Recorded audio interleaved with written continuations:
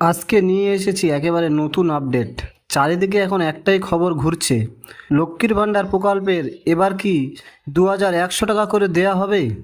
অনেকেই এই নিয়ে প্রশ্ন করছেন, সোশ্যাল মিডিয়ায়ও আলোচনা হচ্ছে এবং পুজোয় নাকি বোনাস দেয়া হতে পারে 3000 টাকা। এটা কতটা সত্য, তাই আজকের এই ভিডিওতে জানাবো এই খবরটা কতটা সত্য, সরকার কি বলছে, আর ভবিষ্যতে আপনাদের কি কি সুবিধা হতে পারে। তাই ভিডিওটি শেষ পর্যন্ত দেখবেন, আর ভিডিওটি ভালো লাগলে অবশ্যই একটি লাইক করে চ্যানেলটিকে সাবস্ক্রাইব করবেন। চলুন দেখে নেওয়া যাক কী বলা হয়েছে। দেখুন, সম্প্রতি এক খবরে প্রকাশিত হয়েছে, পশ্চিমবঙ্গ সরকার রাজ্যের মহিলাদের আর্থিক সুরক্ষার জন্য একটি নতুন দিগন্ত উন্মোচন করেছে। সম্প্রতি রাজ্যের জনপ্রিয় প্রকল্প লক্ষ্মীর ভাণ্ডার এর ভাতা বাড়িয়ে 2100 টাকা করার একটি প্রস্তাব সামনে এসেছে, যা নিয়ে সাধারণ মানুষের মধ্যে ব্যাপক উৎসাহ তৈরি হয়েছে। মুখ্যমন্ত্রী মমতা বন্দ্যোপাধ্যায়ের এই উদ্যোগ রাজ্যের লক্ষ লক্ষ দুস্থ ও মধ্যবিত্ত পরিবারের মহিলাদের মুখে হাসি ফোটাতে চলেছে। এই ভিডিওতে আমরা এই প্রকল্পের খুঁটিনাটি এবং নতুন প্রস্তাবের বিস্তারিত আলোচনা করব। লক্ষ্মীর ভাণ্ডার প্রকল্পে আসলে কি? দেখুন, লক্ষ্মীর ভাণ্ডার পশ্চিমবঙ্গ সরকারের একটি যুগান্তকারী প্রকল্প, যার প্রধান লক্ষ্য হল রাজ্যের মহিলাদের আর্থিক স্বনির্ভর করে তোলা। এই প্রকল্পের মাধ্যমে সরকার সরাসরি মহিলাদের ব্যাংক অ্যাকাউন্টে প্রতি মাসে একটি নির্দিষ্ট পরিমাণ অর্থ পাঠিয়ে থাকে।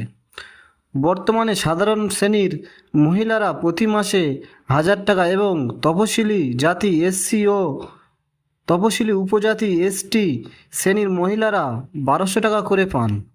এই প্রকল্পটি চালু হওয়ার পর থেকেই বহু মহিলা উপকৃত হয়েছেন এবং তাদের দৈনন্দিন জীবনে কিছুটা আর্থিক সচ্ছলতা এসেছে।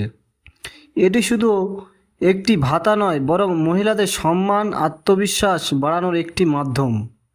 দেখুন, নতুন প্রস্তাবে বেড়ে 2100 টাকা। রাজ্য সরকারের নতুন প্রস্তাব অনুযায়ী লক্ষ্মীর ভাণ্ডারের ভাতা বাড়িয়ে 2100 টাকা করা হতে পারে।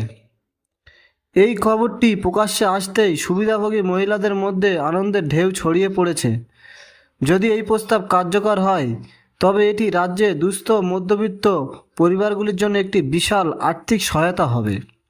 এখন সব দ্রব্যমূল্যের বৃদ্ধি পাচ্ছে, এই সময়ে এই অতিরিক্ত অর্থ মহিলাদের সাংসারিক খরচ সামলাতে এবং নিজেদের ছোটোখাটো চাহিদা মেটাতে সাহায্য করবে।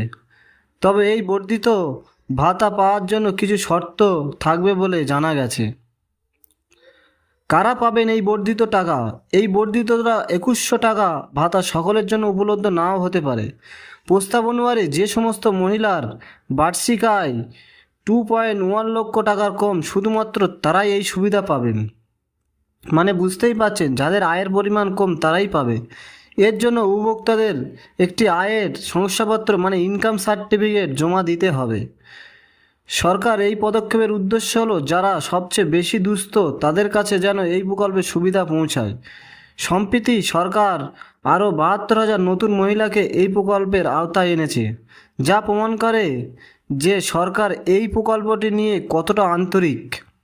দেখুন, এবার জানবো কবে থেকে কার্যকর হবে এই নিয়ম। যদিও এই প্রস্তাবটি নিয়ে আলোচনা চলছে, তবে এখনও পর্যন্ত সরকারের পক্ষ থেকে কোনো আনুষ্ঠানিক ঘোষণা করা হয়নি। বিশেষজ্ঞদের মতে 2026 সালের বিধানসভা নির্বাচনের আগে এই সিদ্ধান্ত কার্যকর করা হতে পারে। এই পদক্ষেপটি যে রাজ্যের সমস্ত রাজনৈতিক একটি বড় প্রভাব ফেলবে তা নিয়ে কোনো সন্দেহ নেই। আপাতত রাজ্যের মহিলারা অধীর আগ্রহে সরকারের চূড়ান্ত ঘোষণার জন্য অপেক্ষায় রয়েছেন। এই প্রকল্পটি যে তাদের জীবনযাত্রার মান উন্নত করতে একটি বড় ভূমিকা পালন করবে তা বলাই বাহুল্য। তো বন্ধুরা, আজকের এই ছিল আপডেট। লক্ষ্মীর ভাণ্ডার প্রকল্প সহ সরকারি বিভিন্ন প্রকল্পের খবরাখবর সবার আগে আপডেট পেতে হলে চ্যানেলটিকে এখনই মনে করে সাবস্ক্রাইব করে নিন এবং সকলের কাছে বেশি বেশি করে শেয়ার করে দিন, যাতে সবাই আপডেটটি সবার আগে পেয়ে যায়। যদি ভিডিওটি ভালো লাগে অবশ্যই একটি লাইক করে দেবেন। ভালো থাকবেন, সুস্থ থাকবেন, ধন্যবাদ।